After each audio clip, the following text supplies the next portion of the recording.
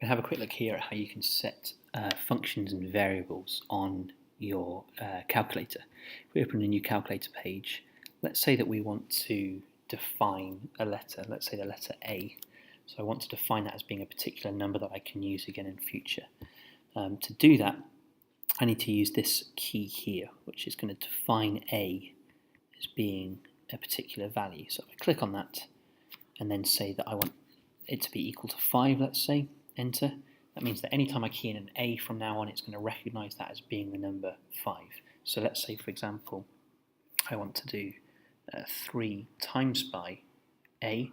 What you notice is that now when I typed in A, unlike before, it's come out as being bold. That means the calculator recognizes it as being a particular value. So when I hit enter, it's going to do 3 times A. It knows that A is equal to 5, so it's going to work it out as being 15. I can do a similar thing for defining functions. So let's say I want to define a function. Let's say I want to define f of x. I'm going to call it f1 of x so that I get I can define more than one function quite easily. So f1 of x. Again, to define it, I'm going to type in this. So Control and then press that key there. And I want this to be the function of x squared. Enter. So it's telling me it's done. It now knows what f1x refers to. So I can use that again in future if I want to. f1. And again, can you see it turned to bold? It recognizes what I'm talking about. And I key in a value, let's say 7. Close off the brackets. So it's now going to put 7 as the input. It's going to do 7 squared.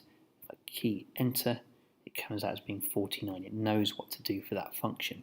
Now you can easily lose track of what variables you've defined. So if you ever want to remind yourself of that, you can click on the var key, which stands for variable. If I click on that, it tells me what I've defined. So it knows what A is, it knows what F1 is, and I can then just select from that list if I want to in future. Now, what I would recommend when you're working through problems is if you're working through an entire paper to an entire calculator paper, then obviously you could end up defining lots of different functions, lots of different variables, which could get confusing quite quickly. So what I can do is if I go onto a new page, add a graph, it will still, if I click on here, it will still remember what A and F1 are. So I've still got this list of previous variables.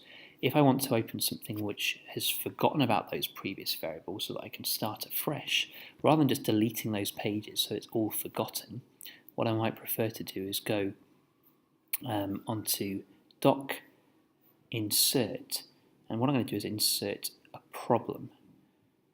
I'll do a calculator here. And what you can see is at the top here is rather than doing 1.1 and 1.2 and 1.3 and so on, it's now changed to doing 2.1. So it's a new problem, maybe a new question that I've gone to.